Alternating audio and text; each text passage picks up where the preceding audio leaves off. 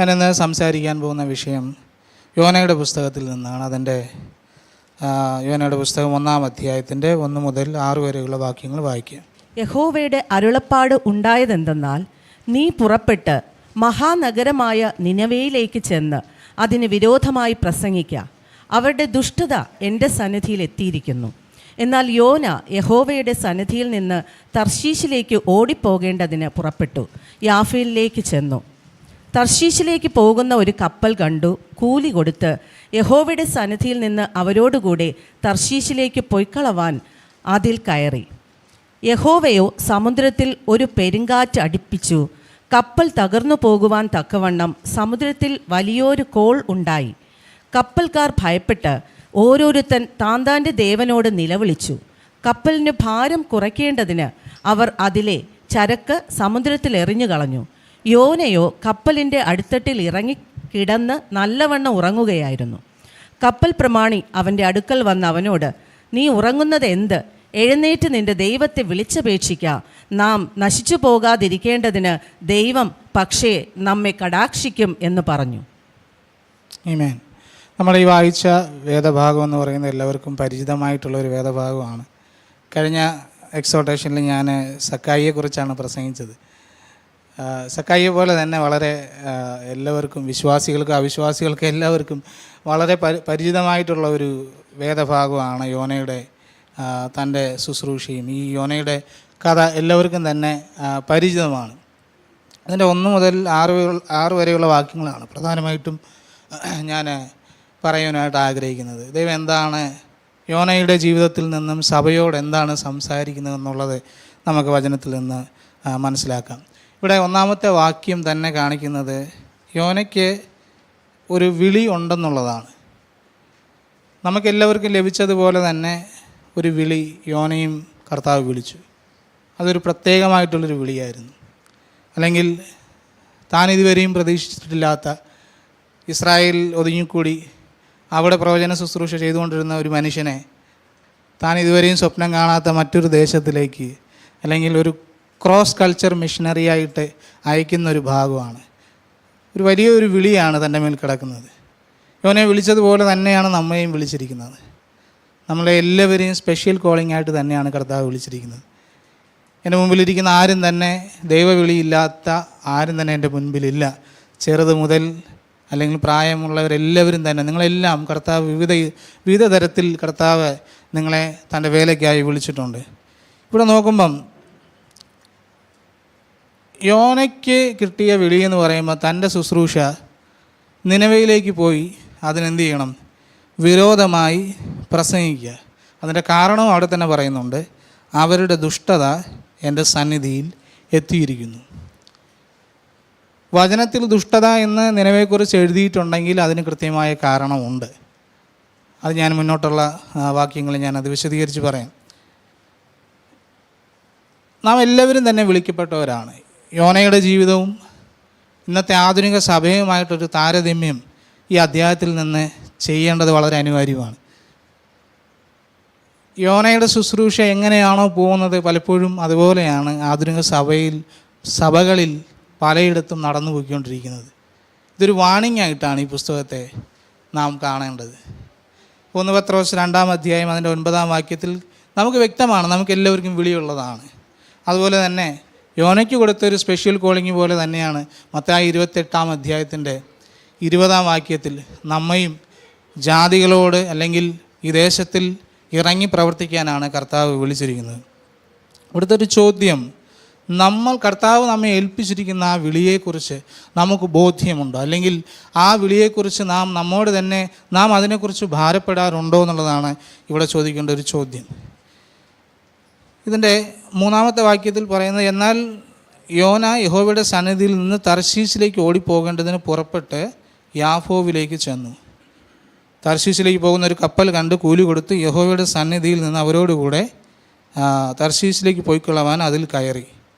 യഹോവയോ സമുദ്രത്തിൽ ഒരു പെരുങ്കാറ്റ് അടിപ്പിച്ചു. യോനയെ കർത്താവ് ഒരു പ്രത്യേക വിളിച്ചെങ്കിലും ഈ മനുഷ്യൻ കർത്താവ് എവിടെ വിളിച്ചോ അതിന് നേരെ വിപരീതമായിട്ടാണ് ഓടുന്നത്. നമ്മൾ ചില പിള്ളേരെയൊക്കെ വിളിക്കുന്നത് പോലെ, എടാ ഇങ്ങോട്ട് വാടാന്ന് പറയുമ്പം നേരെ തിരിച്ചോടുന്നൊരു സ്വഭാവം തന്നെയാണ് ഈ വിളിക്കപ്പെട്ട പ്രവാചകൻ അത് തന്നെയാണ് കാണിക്കുന്നത്. യോന എന്തുകൊണ്ട് താൻ അവിടെ നിന്ന് അല്ലെങ്കിൽ ദൈവത്തിൻ്റെ സന്നിധിയിൽ നിന്നും തന്നെ ഏൽപ്പിച്ചിരിക്കുന്ന ശുശ്രൂഷയിൽ നിന്നും താൻ ഓടി മറഞ്ഞു, അല്ലെങ്കിൽ താൻ അതിൽ നിന്ന് ഓടിക്കളയാനുള്ള കാരണം അത് മുന്നോട്ടുള്ള വാക്യങ്ങൾ നമുക്ക് വ്യക്തമായിട്ട് കാണാം. കാരണം ഈ നിനവേ ദുഷ്ടനഗരമാണെന്ന് പറയുമ്പോൾ തന്നെ എന്താണ് അതിൻ്റെ ദുഷ്ടത എന്നുള്ളത് അതിൻ്റെ കുറച്ച് പശ്ചാത്തലം നമുക്ക് അറിഞ്ഞാലേ മനസ്സിലാവത്തുള്ളൂ. അല്ലെങ്കിൽ നിനവേ എന്ന് പറയുന്ന അസീരിയയുടെ ഒരു തലസ്ഥാനമാണ് നിനവേ എന്ന് പറയുന്നത്. അപ്പോൾ ഈ ജനം എന്ന് പറയുന്നത് ഇവിടെ ദുഷ്ടത എന്ന് തന്നെയാണ് എഴുതിയിരിക്കുന്നത്. അതിൻ്റെ അർത്ഥം ആ മനുഷ്യർ അങ്ങനെ തന്നെയായിരുന്നു. യുദ്ധത്തിൽ പിടിക്കപ്പെടുന്ന ആളുകളെ തൊലി ഉരിച്ച് കളയുന്ന ഒരു സംസ്കാരം അവർക്കുണ്ടായിരുന്നു. ഞാൻ പണ്ടെങ്ങാണ്ട് വായിച്ചിട്ടുണ്ട്. ഈ അന്നത്തെ രാജാക്കന്മാർ ഈ നിനവേക്കാരെ ആളുകളെ ഒരു ശത്രു രാജ്യത്തു നിന്ന് ഒരാളെ കിട്ടുമ്പം അവരെ അവരുടെ ഒരു സ്റ്റേക്കിൽ അവരെ വായിൽ കൂടെ കമ്പി കുത്തിയിറക്കി പ്രൈവറ്റ് പാർട്ടിലൂടെ കുത്തിയിറക്കി പ്രദർശിപ്പിക്കുന്ന ഒരു രീതി അന്ന് ഈ നിനവേക്കാർക്കുണ്ടായിരുന്നു. യുദ്ധത്തിൽ ശത്രുവിനെ നാവിലേക്ക് ശൂലം പോലെ ഒരു സാധനം കുത്തിക്കയറ്റിയിട്ട് മരുഭൂമിയിലേക്ക് അവരെ അഴിച്ചു വിടുന്നൊരു, അല്ലെങ്കിൽ അവരെ മരുഭൂമിയിലേക്ക് വിടുന്ന ഒരു പ്രത്യേകമായ ഒരു ഹീനമായ ഒരു യുദ്ധമുറകൾ ഈ നിനവേക്കാർക്കുണ്ടായിരുന്നു. ഇതെല്ലാം യോന ചെറുപ്പം മുതലേ കണ്ടാണ് വളരുന്നത്. കാരണം ഈ നിനവയും അല്ലെങ്കിൽ അസീരിയയും ഇസ്രായേലും പണ്ട് മുതലേ ശത്രുക്കളാണ്. അപ്പോൾ യോനയെ സംബന്ധിച്ച് കർത്താവ് യോനയെ അയക്കുന്നത് ഒരു ശത്രു രാജ്യത്തേക്കാണ്. അല്ലെങ്കിൽ താൻ കുഞ്ഞുനാൾ മുതൽ തൻ്റെ ജനത്തെ ഉപദ്രവിച്ചതായിട്ട് കണ്ടവരുടെ ഇടയിലേക്കാണ് യോനയെ കർത്താവ് അയക്കുന്നത്. അവിടെയാണ് യോന എന്തുകൊണ്ട് ദൈവസന്നിധിയിൽ നിന്ന് ഓടിപ്പോയി എന്നുള്ള ചോദ്യത്തിൻ്റെ ഉത്തരം കിടക്കുന്നത്. ഈ മനുഷ്യൻ ഒത്തിരി നിനവെ ഭയപ്പെട്ടു എന്നുള്ളത് വ്യക്തമാണ്. കാരണം തൻ്റെ മുന്നിലെ ഭയം എന്തെന്നറിയാമോ? താൻ കുഞ്ഞുനാൾ മുതലേ കണ്ടു വളർന്ന ആ യുദ്ധമുറകളാണ്.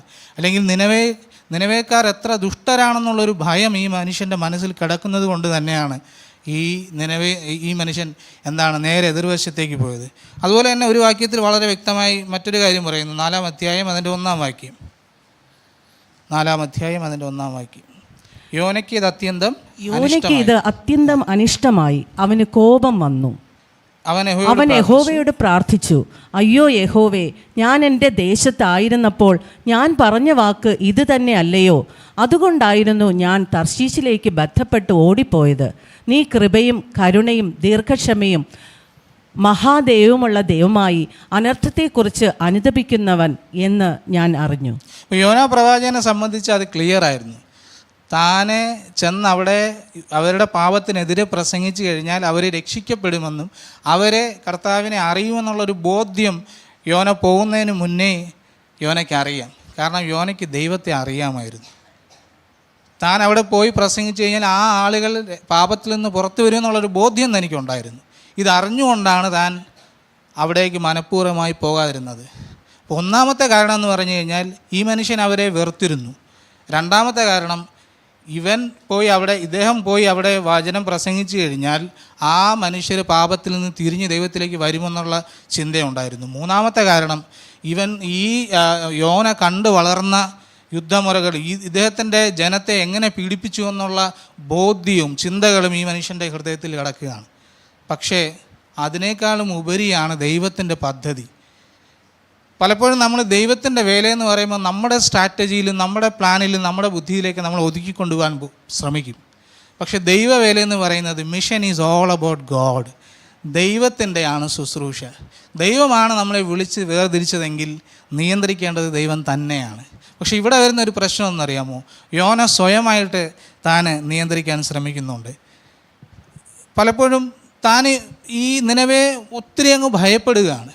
ഇതുപോലെ തന്നെയാണ് ആധുനിക സഭയിലേക്ക് വരുമ്പോഴും നമുക്കും പലപ്പോഴും ഈ നിനവെ യോന കണ്ട് അല്ലെങ്കിൽ യോന നിനവെ ഭയപ്പെട്ടതുപോലെ തന്നെ ചിലതിനെയൊക്കെ നമ്മളും ഭയക്കുന്നുണ്ട്. അതൊരു പക്ഷേ രാഷ്ട്രീയമായിരിക്കാം, അല്ലെങ്കിൽ അതൊരു പക്ഷേ ചില മറ്റ് ഇതര വിശ്വാസങ്ങളെ ആയിരിക്കാം. മനുഷ്യരെല്ലാവരെയും ഭയപ്പെട്ടാണ്, ക്രിസ്ത്യാനികളെന്ന് പറയും നമ്മൾ പോലും ഭയപ്പെട്ടാണ്. പലപ്പോഴും ഈ യോനയ്ക്കുണ്ടായ ഭയം നമുക്കും പലപ്പോഴും ഉണ്ടാകാറുണ്ട്. ഒരു കാര്യം ഓർക്കണം, ക്രിസ്തു സഭ സ്ഥാപിക്കപ്പെട്ടത് തന്നെ സിംഹത്തിൻ്റെ മുൻപിലാണ്. അല്ലെങ്കിൽ ക്രിസ്തു സഭ ആരംഭിച്ചത്, അത് ജനനം കൊണ്ടത് തന്നെ നീറോയുടെയും സീസറിൻ്റെയും, അല്ലെങ്കിൽ അന്ന് ഏറ്റവും കൂടുതലും കൊടിയ നിഷ്ഠൂരന്മാരായിരിക്കുന്ന പ്രഭുക്കന്മാരുടെ ഇടയിൽ തന്നെയാണ് ക്രിസ്ത്യാനിറ്റി അതിൻ്റെ ജന്മം കൊണ്ടത്. അതുകൊണ്ട് നമുക്ക് പേടിക്കാനോ അല്ലെങ്കിൽ നാം ഒന്നിനെയും കണ്ട് ആശങ്കപ്പെടേണ്ട കാര്യമില്ല. അത് ഇന്ത്യയുടെ സാഹചര്യത്തിൽ പറയുമ്പോഴും നാം ഇപ്പോഴും പലതിനെയും പേടിക്കുകയാണ്. അയ്യോ, ഇവർ വന്നു കഴിഞ്ഞാൽ എന്ത് സംഭവിക്കും, ഇവരാണ് നമ്മുടെ മധ്യേ വന്നു കഴിഞ്ഞാൽ എന്തായിരിക്കും മുന്നോട്ട് സംഭവിക്കാൻ പോകുന്നത്, അല്ലെങ്കിൽ ഈ ആശയം ഇവിടെ ഒത്തിരി ആയിക്കഴിഞ്ഞാൽ എന്ത് സംഭവിക്കും എന്നുള്ള ഒരു ചിന്ത ഇന്ന് സഭകളിൽ വളരെയേറെ പടർന്നുകൊണ്ടിരിക്കുകയാണ്. പക്ഷെ സഭ എല്ലായ്പ്പോഴും വളർന്നത് അത് പെർസിക്യൂഷൻ്റെ ഇടയിൽ തന്നെയാണ്, അത് പീഡകളുടെ ഇടയിൽ തന്നെയാണ് സഭ വളർന്നത്. അങ്ങനെയെങ്കിൽ നമുക്ക് ഭയപ്പെടേണ്ട ഒരു കാര്യമില്ല. കാരണം നമ്മളെ വിളിച്ചൊരു ദൈവമുണ്ട്, നമ്മെ വിളിച്ചൊരു ദൈവമുണ്ട്. യോനയുടെ വാസ്തവത്തിൽ ഈ അധ്യായം മുഴുവൻ പഠിച്ചു കഴിഞ്ഞാൽ യോനയുടെ അനുസരണക്കേടാണ്. യോനയുടെ അനുസരണക്കേടിൽ നിന്നും ചിലത് പഠിക്കേണ്ടതുണ്ട്. യോന കാണിച്ച ചില മാതൃകകൾ നമുക്ക് കാണിക്കാൻ പറ്റത്തില്ല. ഇവിടെ പലപ്പോഴും നോക്കണം, യോനയ്ക്ക് പറയാൻ കാരണമുണ്ട്. എന്താണ്? തൻ്റെ ജനത്തെ ഉപദ്രവിച്ചു, താൻ ഇതൊക്കെ കണ്ടാണ് വളർന്നത്, അല്ലെങ്കിൽ ഇവരെ ദുഷ്ടന്മാരാണ്, ഇവർ പാപികളാണ് എന്നൊക്കെയും താൻ വിധിച്ചു വച്ചിരിക്കുകയാണ്. പക്ഷെ ദൈവവേലയിൽ നമ്മുടെ റീസണിങ്ങിന് ഒരു പ്രാധാന്യമില്ല. എൻ്റെ കാരണങ്ങൾക്കോ ഞാൻ കൊടുക്കുന്ന എന്നെ ദൈവം ഒരിടത്ത് അയക്കുമ്പം എൻ്റെ കാരണങ്ങൾക്ക് അല്ലെങ്കിൽ എൻ്റെ റീസണ് എൻ്റെ ആവശ്യത്തിന് അവിടെ യാതൊരു പ്രസക്തിയുമില്ല. ദൈവവേല സമ്പൂർണ്ണമായും ദൈവത്തിൻ്റെയാണ്. ഒരുപക്ഷെ ദൈവം നമ്മെ അയക്കുന്നിടത്ത് നമുക്കൊരു പക്ഷേ ഇഷ്ടക്കേടുകൾ ഉണ്ടായെന്നിരിക്കാം, നമുക്കൊരു പക്ഷെ പലതും നന്നായി തോന്നുന്നു വരത്തില്ല. പക്ഷെ അവിടെയൊന്നും നമ്മുടെ അഭിപ്രായത്തിന് യാതൊരു പ്രസക്തിയില്ല. കാരണം വിളിച്ചത് ദൈവമാണെങ്കിൽ നടത്താൻ ദൈവം ശക്തനാണ്. ഞാൻ മധ്യപ്രദേശിലേക്ക് പോകുമ്പം ഞാൻ മനസ്സിൽ കണ്ടതുപോലെ ഒന്നും അല്ലായിരുന്നു അവിടെ ചെന്നപ്പോൾ ഞാൻ കണ്ട കാഴ്ച. പ്രത്യേകിച്ച് കാരണം നമ്മൾ എവിടെ പോയാലും പോകുന്നതിന് മുന്നേ ഒരു ചീട്ടുകൊട്ടാരം നമ്മുടെ മനസ്സിലുണ്ടായിരിക്കും. പക്ഷേ ഞാൻ അവിടെ ചെന്നപ്പോൾ കണ്ടത് നേർ വിപരീതമായിരുന്നു. ഇപ്പോൾ രാവിലെ ഞങ്ങൾക്ക് വെള്ളം എടുക്കണമെങ്കിൽ ഈ മലയിൽ നിന്ന് നൂലുപോലെ ഊർന്നു വരുന്ന വെള്ളം അത് ബക്കറ്റ് വെച്ചുകൊണ്ട് അത് നിറച്ചിട്ട് വേണം ഞങ്ങൾക്ക്, അത് 1 മണിക്കൂറെങ്കിലും എടുക്കും ഒരു പാത്രം കൊണ്ട് വെള്ളം നിറയ്ക്കാൻ. അത് നിറഞ്ഞിട്ട് വേണം ഞങ്ങൾക്ക് അത് ഞങ്ങളുടെ ആവശ്യങ്ങൾക്ക് എടുക്കാനായിട്ട്. അപ്പം ഞാനും ഭാര്യയും രാവിലെ എഴുന്നേറ്റ് 8 മണിക്ക് പോകും. ഒരു ബക്കറ്റ് വെള്ളം എടുക്കാൻ പോകുന്നത് തന്നെ ഏകദേശം 2 മണിക്കൂർ എടുക്കും. ഞങ്ങൾ അങ്ങോട്ടും ഇങ്ങോട്ടും നോക്കിയിരിക്കും, ഇത് നിറയുന്നത് വരെ നോക്കിയിരുന്നിട്ട് പിന്നെ അതുകൊണ്ട് വന്നിട്ടാണ് പിന്നെ അതിനെ വൃത്തിയാക്കി മാത്രമേ ഉപയോഗിക്കാൻ പറ്റത്തുള്ളൂ. ശുദ്ധീകരിച്ചില്ലെങ്കിൽ ഒന്നുകിൽ മലേറിയോ അല്ലെങ്കിൽ കോളറയോ എന്തെങ്കിലും അസുഖം വരും. അപ്പോൾ അതിനെ കൊണ്ടുവന്ന് വളരെ ക്ഷമയോടെ വേണം അത് ഉപയോഗിക്കാനായിട്ട്. സോ അങ്ങനെയാണ് ഞാൻ ശുശ്രൂഷയിൽ ഇറങ്ങിയപ്പോൾ ഞാൻ അങ്ങനെയാണ് പഠിച്ചത്. പലതും ഞാൻ ആഗ്രഹിച്ച നിലവാരത്തിലല്ലായിരുന്നു. ഞങ്ങൾക്ക് രസകരമായിട്ടുള്ള കാര്യം എന്ന് പറഞ്ഞു കഴിഞ്ഞാൽ, ഞങ്ങൾ നിന്ന സ്ഥലത്ത് ഈ ഫോണിന് റേഞ്ചില്ല. അപ്പോൾ ഞങ്ങൾ ഗ്രാമത്തിൽ നിന്ന് ഒരു 2 കിലോമീറ്റർ അപ്പുറം യാത്ര ചെയ്തിട്ട് അവിടെ ഒരു ആൽമരം പോലത്തെ ഒരു വലിയൊരു മരമുണ്ട്. ആ മരത്തിൻ്റെ പേരെനിക്കറിയത്തില്ല. ആ മരത്തിൻ്റെ ഒരു വശം ചേർന്ന് നിന്നാൽ മാത്രമേ റേഞ്ച് കിട്ടത്തുള്ളൂ.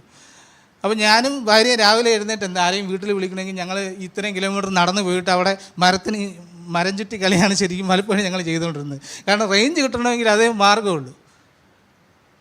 ഞാൻ പറഞ്ഞൊരു സാരം, ദൈവം നമ്മളെ വിളിച്ചെങ്കിൽ, ദൈവം നമ്മളെ ഒരു ശുശ്രൂഷയ്ക്കായി വേർതിരിച്ചെങ്കിൽ, എൻ്റെയോ നിങ്ങളുടെ അഭിപ്രായങ്ങൾക്കോ എൻ്റെയോ നിങ്ങളുടെ റീസണിങ്ങിനൊന്നും അതിൽ പ്രാധാന്യമില്ല. കാരണം മുഴുവൻ കൺട്രോളും ദൈവത്തിൻ്റെയാണ്. യോന അതാണ് മറന്നുപോയത്. യോന വിചാരിച്ചു തൻ്റെ ആഗ്രഹം, തനിക്ക് ഒരുപാട് കാരണങ്ങൾ താൻ പറയുന്നുണ്ടല്ലോ, അതിനനുസരിച്ചൊക്കെ മുന്നോട്ട് പോകും താൻ വിചാരിച്ചു. പക്ഷേ ശുശ്രൂഷ അത് ദൈവത്തിൻ്റെയാണ്. Praise the Lord. നമ്മൾ മുന്നോട്ട് വായിക്കുമ്പം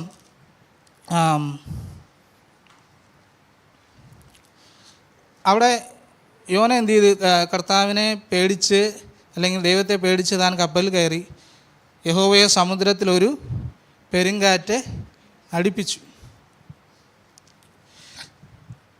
യോന വിചാരിച്ചു യോന സേഫ് സോണിലാണെന്നാണ് വിചാരിച്ചത്. പക്ഷേ തൻ്റെ അനുസരണക്കേട് തനിക്കതൊരു അപകടമായി മാറി.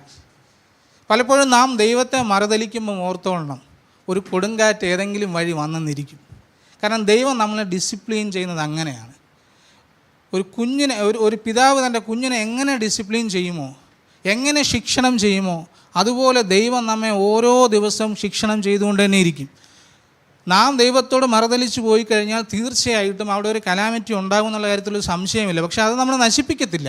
ദൈവം അതിലൂടെ ചിലത് നമ്മളെ പണിതെടുക്കും. നമുക്കറിയാം, ഈ ഒരു വേദഭാഗം എല്ലാവർക്കും പരിചിതമാണ്. ആ കൊടുങ്കാറ്റ് വന്നപ്പോൾ എന്താണ് സംഭവിച്ചതെന്നറിയാമോ? ഈ അവിടെ ഉണ്ടായിരുന്ന ആ കപ്പലിൽ ഉണ്ടായിരുന്ന ആളുകൾ എന്ത് ചെയ്ത്, അവർക്ക് അതിൻ്റെ 6-ാമത്തെ വാക്യം വായിക്കുമ്പം, കപ്പൽ പ്രമാണി അവൻ്റെ അടുക്കൽ വന്ന 5-ാമത്തെ വാക്യം, കപ്പൽക്കാർ ഭയപ്പെട്ട് ഓരോരുത്തൻ താന്താൻ്റെ ദേവനോട് നിലവിളിച്ചു. കപ്പലിന് ഭാരം കുറയ്ക്കേണ്ടതിന് അവർ അതിലെ ചരക്ക് സമുദ്രത്തിൽ എറിഞ്ഞു കളഞ്ഞു. യോനയോ കപ്പലിൻ്റെ അടിത്തട്ടിൽ ഇറങ്ങി കിടന്ന് നല്ലവണ്ണം ഉറങ്ങുകയായിരുന്നു. ഇവിടെ നോക്കണേ, അവർക്ക് വിലപ്പെട്ടതാണ്. ഞാൻ ആലോചിക്കുകയായിരുന്നു, ഈ മനുഷ്യൻ്റെ അവസ്ഥ ഒന്ന് ആലോചിച്ച് നോക്കിയേ. അവിടെ ചുറ്റിനും എന്താണ് നടക്കുന്നത്? അവിടെ ചുറ്റിനും ആളുകളെ അവരെ ജീവന് വേണ്ടി ജീവൻ മരണ പോരാട്ടമാണ് അവിടെ നടന്നുകൊണ്ടിരിക്കുന്നത്. അവർക്ക് എങ്ങനെയെങ്കിലും ജീവൻ രക്ഷിച്ചാൽ മതി. അതൊരു ചരക്ക് കപ്പലും കൂടെയാണ്. അവർക്ക് വിലപ്പെട്ടത് അവരെന്ത് ചെയ്ത് കളയാൻ തുടങ്ങി, അവരെടുത്ത് എറിയാൻ തുടങ്ങി. കാരണം അവനെ സംബന്ധിച്ച് അവർക്ക് ജീവനായിരുന്നു വലുത്. പക്ഷേ ഈ വിളിക്കപ്പെട്ട പ്രവാചകൻ എന്ത് ചെയ്തു? അവിടെ സുഖമായിട്ട് കിടന്നുറങ്ങി എന്നുള്ളതാണ്. നാം ദൈവത്തോട് മറുതലിക്കുമ്പം, നാം ദൈവത്തോട് അനുസരണക്കേട് കാണിക്കുമ്പം, ഇത് നമ്മെ മാത്രമല്ല ബാധിക്കുന്നത്, നമ്മുടെ ചുറ്റുപാടുള്ളവരെയും അത് അഫക്റ്റ് ചെയ്തെന്നിരിക്കും, അത് ബാധിച്ചെന്നിരിക്കും. ദൈവനാമത്തിന് വിരോധമായി അല്ലെങ്കിൽ ദൈവ മഹത്വത്തിന് വിരോധമായി നാം നിൽക്കുമ്പം ചിലപ്പോൾ നാം ചെല്ലുന്ന സ്ഥലങ്ങളിലും ഒരുപക്ഷെ അവിടെ എന്തായി മാറും, അത് മറ്റുള്ളവരെയും അത് ദോഷമായി ബാധിച്ചെന്നിരിക്കും. എന്നെ ഏറ്റവും ചിന്തിപ്പിച്ചൊരു കാര്യം, ഇതെല്ലാം നടക്കുകയാണ് ഇവിടെ. ആളുകൾ എന്താണ്, ജീവൻ മരണ പോരാട്ടം. പക്ഷേ ഈ വിളിക്കപ്പെട്ട മനുഷ്യൻ എന്ത് ചെയ്തു? സുഖമായിട്ട് കിടന്നുറങ്ങി എന്നുള്ളതാണ്. ഇതെങ്ങനെ കിടന്നുറങ്ങാൻ കഴിഞ്ഞു എന്നുള്ളതാണ് എനിക്ക് മനസ്സിലാകാത്തത്. കാരണം അങ്ങനത്തെ ഒരു അവസ്ഥയിൽ നമ്മൾ ഇവിടെയാണ് നാം ഒരു കാര്യം മനസ്സിലാക്കേണ്ടത്. നാം ദൈവത്തോട് അകലം പാലിക്കുമ്പം പിന്നെ ഒരു കാര്യങ്ങൾ നമുക്ക് സെൻസ് ചെയ്യാൻ കഴിയത്തില്ല. അവിടെ ആളുകൾ നശിച്ചുകൊണ്ടിരിക്കുകയാണ്. പലപ്പോഴും നമ്മുടെ ക്രിസ്ത്യ ജീവിതത്തിൽ ഇതാണ് സംഭവിക്കുന്നത്. ചുറ്റുപാട് ഒത്തിരി കാര്യങ്ങൾ നടക്കുന്നുണ്ട്. ആയിരക്കണക്കിന് ആൾക്കാർ എന്താണ് നിത്യനരകത്തിലേക്ക്, അല്ലെങ്കിൽ ആത്മാക്കൾ എന്ത് ചെയ്യും, നിത്യനരകത്തിലേക്ക് പോയിക്കൊണ്ടിരിക്കുകയാണ്. ആത്മാക്കൾ നിത്യനാശത്തിലേക്ക് പോയിക്കൊണ്ടിരിക്കുകയാണ്. പലപ്പോഴും ഈ യോനയുടെ ശുശ്രൂഷയാണ് നമുക്ക് കയറി വരുന്നത്. നമുക്കിത് കണ്ടിട്ടൊന്നും സെൻസ് ചെയ്യാൻ കഴിയത്തില്ല. നമ്മളിതൊന്നും ബാധിക്കത്തില്ല. അയ്യോ, നമ്മുടെ ചുറ്റുപാടൊന്നും നോക്കി, എത്ര പേരാണ് മദ്യപാനത്തിൽ, എത്ര കുടുംബങ്ങൾ നശിക്കുന്നു, എത്ര ആത്മഹത്യകൾ നടക്കുന്നു, എന്തെല്ലാം നമുക്ക് ചുറ്റും നടക്കുന്നു. പക്ഷേ പലപ്പോഴും ഈ ആത്മാക്കളുടെ ഭാരം, അല്ലെങ്കിൽ ആത്മാക്കളെ നേടണമെന്നുള്ളൊരു ഭാരം സഭയിൽ ഇല്ലാതെ പോകുന്നു. സഭകൾ നിർജ്ജീവമാകുന്നത് എപ്പോഴെന്നറിയാമോ? ആത്മഭാരം എന്ന് സഭയിൽ നഷ്ടപ്പെടുമോ അവിടെ തുടങ്ങും, അവിടെ മുതൽ സഭകൾ നിർജ്ജീവമായിക്കൊണ്ടിരിക്കും. യോനയ്ക്ക് ആ ഒരു സെൻസ് അങ്ങ് പോയി. അതുവരെയും ഇസ്രായേലിൽ നല്ല രീതിയിൽ ശുശ്രൂഷ ചെയ്തുകൊണ്ടിരുന്ന മനുഷ്യനാണ്. പക്ഷേ താൻ ദൈവത്തിൽ നിന്ന് അകന്നു മാറിയപ്പം നശിക്കുന്ന ആത്മാവിനെ കണ്ടിട്ട് തനിക്കൊന്നും തോന്നിയില്ല. നാം എല്ലാം ചെയ്തെന്ന് വരാം, ചർച്ചിൽ വന്നെന്നിരിക്കാം, എല്ലാ കാര്യത്തിലും മുന്നിൽ നിന്നെന്നിരിക്കാം. പക്ഷേ എനിക്കും നിങ്ങളും ദൈവമായിട്ട് ഒരു അകലമാണെങ്കിൽ നശിക്കുന്ന ആത്മാക്കളെക്കുറിച്ച് ഒരു ഭാരവും നമുക്കുണ്ടാകത്തില്ല. നിത്യനാശത്തിലേക്ക് പോകുന്നവരെക്കുറിച്ചുള്ള ഒരു ഭാരവും നമുക്കുണ്ടാകത്തില്ല. കാരണം നാം ദൈവത്തിൽ നിന്ന് അകലം പാലിച്ചിരിക്കുകയാണ്. യോനയെ സംബന്ധിച്ച് അതാണ്. യോന സുഖമായിട്ട് ഡീപ്പ് സ്ലീപ്പ് എന്നാണ് എഴുതിയിരിക്കുന്നത്. യോന ഇതൊന്നും അറിയുന്നില്ല. യോനയുടെ പ്രവചന ശുശ്രൂഷ നമുക്ക് കിട്ടിയില്ലെങ്കിലും പലപ്പോഴും ഈ ഉറക്ക ശുശ്രൂഷ പലപ്പോഴും നമ്മളെ ബാധിക്കാറുണ്ട്. പണ്ട് ഞാൻ പറയുന്ന ഉറക്കം ലിറ്ററലായിട്ടുള്ള ഉറക്കമല്ല, അങ്ങനെ അതിൽ പ്രധാനിയാണ് ഞാൻ. അപ്പോൾ ഞാൻ നേരത്തെ പണ്ട് ആയിരുന്ന സഭയിൽ ഈ ഡ്രം അടിക്കാനായിട്ട് എവിടെ ചെന്നാൽ ഈ കൊട്ടും പാട്ടും എന്നെ ഏൽപ്പിക്കും. അപ്പം അവിടെ എന്നെ, അപ്പോൾ ഈ ഡ്രമ്മിൻ്റെ പകുതിയുള്ള അന്ന് ഞാൻ, അപ്പം ഡ്രം അടിച്ചിട്ട് ഈ ഡ്രമ്മിൻ്റെ സൈഡിൽ ഇരുന്ന് ഉറങ്ങും. ഇതാണ് എൻ്റെ പതിവ്. കാരണം എന്നെ കാണത്തുമില്ല, ഇപ്പം ഈ ഉള്ള ശരീരമൊന്നും ഇല്ല. അപ്പോൾ ഒരു ദിവസം അങ്ങനെ ഇരുന്ന് ഞാൻ എന്ത് ചെയ്തു, ഉറങ്ങി തല എന്ത് ചെയ്തു, ഈ ഡ്രമ്മിൽ ഒരു ഒറ്റ അടി അടിച്ചു. ആ സഭ മാത്രമല്ല, ദേശം മൊത്തം അറിഞ്ഞു ഞാൻ ഉറങ്ങിയെന്നുള്ളത്. അപ്പോൾ ഇവിടെ പറയുന്ന ഉറക്കമെന്ന് പറയുന്നത് ഞാൻ ഉദ്ദേശിക്കുന്നത് ലിറ്ററൽ അല്ലെങ്കിൽ നമ്മുടെ അക്ഷരാർത്ഥത്തിലുള്ള ഉറക്കത്തിലല്ല. മനുഷ്യനാണ് ഉറക്കം വരും. പക്ഷേ ഇവിടെ പറയുന്നത് യോന ആത്മീയമായി താൻ ഒരു ഡിപ്രഷനിലേക്ക് പോയി. തൻ്റെ ആത്മീയ ജീവിതം ദൈവത്തിൽ നിന്ന് അകന്നുപോയി. അങ്ങനെ ഒരു അകൽച്ച ഉണ്ടെങ്കിൽ നമുക്ക് ആരോടും സുവിശേഷം പറയാൻ തോന്നത്തില്ല. നമുക്ക് ആരെയും കുറിച്ച് ഒരു വേദനയും തോന്നത്തില്ല. നമ്മൾ ഈ 15-ാം നൂറ്റാണ്ട് മുതലുള്ള ദേവദാസന്മാരുടെ കാര്യം നമ്മൾ പഠിച്ചു കഴിയുമ്പം അവരുടെ എല്ലാവരുടെ ജീവിതത്തിൽ, അത് ഏത് മൂവ്മെൻ്റ് ആയിരുന്നാലും ഏത് ദേവദാസന്മാരായിരുന്നാലും അത് മാർട്ടിൻ ലൂതർ തുടങ്ങി ജോനാഥൻ എഡ്വേർഡ്സ് ആയിരുന്നാലും, ജോർജ് വൈറ്റ്ഫീൽഡ് ആയിരുന്നാലും, അത് ഫ്രാൻസിസ് ആഷ്ബറി ആയിരുന്നാലും, അല്ലെങ്കിൽ വെസ്ലി ആയിരുന്നാലും, വെസ്ലിയൻ മൂവ്മെൻ്റ് ആയിരുന്നാലും, അല്ലെങ്കിൽ പ്യൂരിറ്റൻ മൂവ്മെൻ്റ് ആയിരുന്നാലും, ഇവരെല്ലാം നമ്മൾ പഠിക്കുമ്പം ഇവരെല്ലാം കോമൺ ആയിട്ട് കാണുന്നൊരു കാര്യമുണ്ട്. അവർക്ക് ആത്മാക്കളെക്കുറിച്ചുള്ള ഭാരമുണ്ടായിരുന്നു.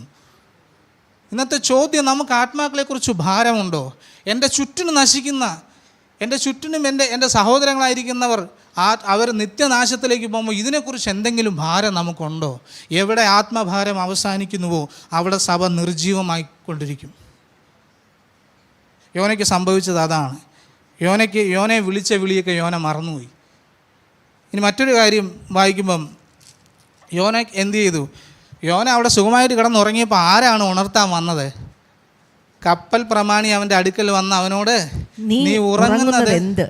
എഴുന്നേറ്റ് നിന്റെ ദൈവത്തെ വിളിച്ചപേക്ഷിക്കുക. ഇവിടെ കപ്പൽ പ്രമാണി എന്ന് പറയുന്ന ഒരു ഇതര വിശ്വാസിയായിട്ടുള്ള ഒരാളാണ്. അദ്ദേഹം ഒരു യഹൂദനൊന്നും അല്ല, വിളിക്കപ്പെട്ട ആളുമല്ല, പ്രവചന ശുശ്രൂഷയില്ല. പക്ഷേ ഇപ്പോൾ വിളിക്കപ്പെട്ട ഒരു പ്രവാചകനെ എഴുന്നേൽപ്പിക്കുന്ന ആരെന്നറിയാമോ? മറ്റ് ഒരു മതക്കാരൻ വന്നിട്ട് പറയാണ് എഴുന്നേറ്റ് നിലവിളിക്കാൻ.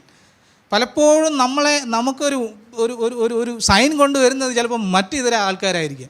കഴിഞ്ഞ ക്രിസ്മസ് പ്രോഗ്രാമിന് പാസ്റ്റർ പറഞ്ഞ ഒരു അനുഭവമുണ്ട്. ഇവിടെ വന്നൊരു BJP നേതാവ്, അദ്ദേഹം ഇവിടുത്തെ മെസ്സേജും കാര്യങ്ങളെല്ലാം കണ്ടിട്ട് പുള്ളി വന്ന് പാസ്റ്ററിനോട് ചോദിച്ചു, പാസ്റ്ററെ നിങ്ങൾ എന്ത് നല്ല കാര്യങ്ങളാണ് പറയുന്നത്, ഇത് നിങ്ങൾക്ക് എന്താ പ്രൊമോട്ട് ചെയ്താൽ എന്താന്ന് മറ്റൊരു ഇതര വിശ്വാസി വന്ന് ചോദിച്ചു.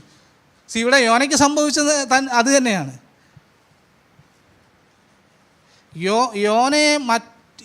യോനയുടെ ദൈവമായിട്ട് യാതൊരു ബന്ധമില്ലാത്ത ഒരാൾ വന്ന് പറയാണ് എഴുന്നേറ്റ് പ്രാർത്ഥിക്കാൻ, എഴുന്നേറ്റ് നിലവിളിച്ച് ദൈവത്തോട് നിലവിളിക്കാൻ.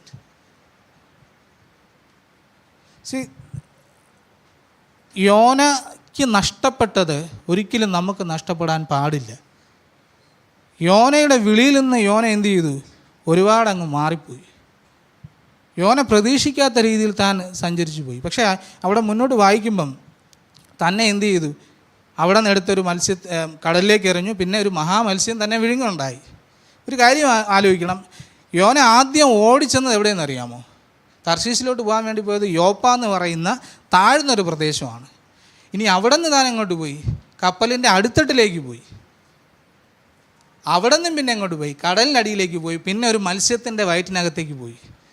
ദൈവത്തോട് നാം ദൂരം പാലിക്കുമ്പം, ദൈവത്തോട് അകലുമ്പം, ദൈവത്തോട് മറുതലിപ്പ് കാണിക്കുമ്പം, ദൈവത്തോട് അനുസരണക്കേട് കാണിക്കുമ്പം ഉയർച്ചയിലോട്ടല്ല പോകുന്നത്, താഴ്ചയിലോട്ടാണ് പോകുന്നത്. യോനയുടെ സംഭവം അതാണ് കാണിക്കുന്നത്. യോന മറുതലിക്കാൻ തുടങ്ങിയപ്പോൾ താൻ ഉയർച്ചയിലോട്ടല്ല പോയത്, താൻ താഴ്ചയിലോട്ടാണ് പോയത്. പക്ഷേ ആ താഴ്ചയിൽ കിടന്ന് താൻ എന്ത് ചെയ്തു? താൻ ദൈവത്തോട് നിലവിളിച്ചു, താൻ മാനസാന്തരപ്പെട്ടു. ദൈവം പിന്നെയും യോനയെ ഉപയോഗിക്കാൻ തയ്യാറായി. ആത്മീയ ജീവിതത്തിൽ എന്ത് താഴ്ചയിൽ നമ്മൾ പോയെന്ന് പറഞ്ഞാലും, അത് ഒരുപക്ഷെ പോയെന്നിരിക്കാം, എന്നാൽ അവിടെ മാനസാന്തരപ്പെടാൻ നാം തയ്യാറാണെങ്കിൽ നമ്മെ തിരികെ വലിച്ചെടുത്ത് ഉപയോഗിക്കാൻ നമ്മുടെ ദൈവം ശക്തനാണ്. ശുശ്രൂഷയിൽ ഒരുപക്ഷെ ഒരു ഡ്രൈനെസ് അല്ലെങ്കിൽ ഒരു വരണ്ട ഒരു അനുഭവം നിങ്ങളുടെ ജീവിതത്തിൽ ഉണ്ടെന്നിരിക്കാം. ഒരുപക്ഷെ വചനവുമായിട്ടും പ്രാർത്ഥനയുമായിട്ടും ഒരു ബന്ധമില്ലാതെ ഇരുന്നിരിക്കാം, പക്ഷെ ബാക്കി എല്ലാ കാര്യങ്ങളും ചെയ്യുന്നുണ്ട്. അങ്ങനെ ഒരു അവസ്ഥയാണെങ്കിൽ യോന പ്രാർത്ഥിച്ചതുപോലെ അവിടെ നിന്ന് മാനസാന്തരപ്പെടാൻ തയ്യാറാണെങ്കിൽ ദൈവം നിങ്ങളെ ഉപയോഗിക്കാൻ ശക്തനാണ്. പക്ഷേ യോനയുടെ കാര്യം മുന്നോട്ട് വായിക്കുമ്പം ഈ മനുഷ്യൻ അവിടെ നിന്ന് ദൈവം രക്ഷിച്ചു, മത്സ്യത്തിൻ്റെ വായിൽ നിന്ന് പുറത്തേക്ക് തന്നെ എടുത്ത് എറിഞ്ഞു. പക്ഷേ അവസാനം എന്ത് സംഭവിച്ചെന്നറിയാമോ? 4-ാം അധ്യായം 1-ാം വാക്യം, യോനയ്ക്കിത് അത്യന്തം അനിഷ്ടമായി, അവന് കോപം വന്നു. മാനസാന്തരപ്പെട്ടിട്ട് ദൈവം പിന്നെ ഉപയോഗിച്ചു. പിന്നെയും തൻ്റെ അനിഷ്ടത്തിന് ഒരു വ്യത്യാസവും വന്നില്ല. വാസ്തവത്തിൽ യോനയെ കാണിക്കുന്നതിന് ഒരു അനുസരണക്കേടാണ്. ബൈബിളിൻ്റെ പ്രത്യേകത അതാണ്. അത് പ്രവാചകന്മാരായിരുന്നാലും ആരായിരുന്നാലും അവരവരുടെ കുറവുകൾ, അനിഷ്ടങ്ങൾ, പാപങ്ങളെല്ലാം അതുപോലെ എഴുതി വച്ചിട്ടുണ്ട്. പക്ഷേ ഈ അനിഷ്ടങ്ങളുടെ മധ്യേയും അതിൻ്റെ മുകളിലായിട്ട് പാപരഹിതനായിട്ടുള്ള ക്രിസ്തു വേദപുസ്തകത്തിൽ പ്രകാശിച്ച് നിൽക്കുകയാണ്. Praise the Lord. അതുകൊണ്ട് യോനയുടെ നല്ല ഗുണങ്ങൾ നമുക്കെടുക്കാം, പക്ഷേ യോനയുടെ അനുസരണക്കേട് മാതൃകയാക്കേണ്ട ആവശ്യമില്ല. ഇന്ന് കപ്പൽ പ്രമാണി ചോദിച്ച അതേ ചോദ്യം ഇന്ന് രാവിലെ ആവർത്തിക്കുകയാണ്. നിങ്ങൾ ഉറക്കത്തിലാണോ? എഴുന്നേറ്റ് നിൻ്റെ ദൈവത്തോട് വിളിച്ചപേക്ഷിക്കുക. ചുറ്റുപാടും ഒരുപാട് ആത്മാക്കൾ നശിച്ചുകൊണ്ടിരിക്കുകയാണ് ദൈവമക്കളെ. നമ്മുടെ മിഷൻ എന്തെന്നറിയാമോ? ഈ നശിച്ചു പോകുന്ന ആത്മാക്കളെക്കുറിച്ച് ഭാരത്തോടെ ഉണർന്ന് ദൈവസന്നിധിയിൽ പ്രാർത്ഥിക്കുവാനും ദൈവസന്നിധിയിൽ മുട്ടുമടക്കുവാനാണ് ദൈവം നമ്മളെ വിളിച്ചിരിക്കുന്നത്. അങ്ങനെ ഒരു സോൾ വിന്നിങ് കൾച്ചർ, ആത്മാക്കളെ നേടുന്ന ഒരു സംസ്കാരം നമ്മുടെ സഭയിലേക്ക് അകത്ത് വന്നു കഴിഞ്ഞാൽ ഇവിടെ ഒരു ഉണർവ് വരും എന്നുള്ള കാര്യത്തിൽ യാതൊരു സംശയവുമില്ല. ഇവിടെ സഭകളെ ദൈവം ഉപയോഗിക്കുന്ന കാര്യത്തിൽ ഒരു സംശയവുമില്ല. എന്നാൽ ഈ ഭാരം നമുക്കുണ്ടോ ഇല്ലയോ എന്നുള്ളൊരു ചോദ്യം മുന്നിൽ നിർത്തിക്കൊണ്ട് ഞാൻ എൻ്റെ വാക്കുകൾ അവസാനിപ്പിക്കുന്നു. ദൈവം എല്ലാവരും അനുഗ്രഹിക്കട്ടെ. ഇന്നത്തെ ഈ സന്ദേശം നിങ്ങൾക്ക് അനുഗ്രഹമായി തീർന്നു എന്ന് ഞങ്ങൾ ആത്മാർത്ഥമായി വിശ്വസിക്കുന്നു. ഇതുപോലെയുള്ള അനുഗ്രഹിക്കപ്പെട്ട സന്ദേശങ്ങൾ തുടർന്നും കേൾക്കുവാൻ ദയവായി ഞങ്ങളുടെ ഈ ചാനൽ നിങ്ങൾ സബ്സ്ക്രൈബ് ചെയ്യുക. അതിലൂടെ നമ്മുടെ രക്ഷിതാവും കർത്താവും വീണ്ടെടുപ്പുകാരനുമായ യേശു കർത്താവുമായിട്ടുള്ള ദൃഢമായ ബന്ധത്തിൽ വളരുവാൻ അത് കാരണമായി തീരട്ടെ എന്ന് ഞങ്ങൾ പ്രാർത്ഥിക്കുന്നു. മറക്കാതെ ഇപ്പോൾ തന്നെ സബ്സ്ക്രൈബ് ചെയ്യൂ. ദൈവം നിങ്ങളെ അനുഗ്രഹിക്കുമാറാകട്ടെ.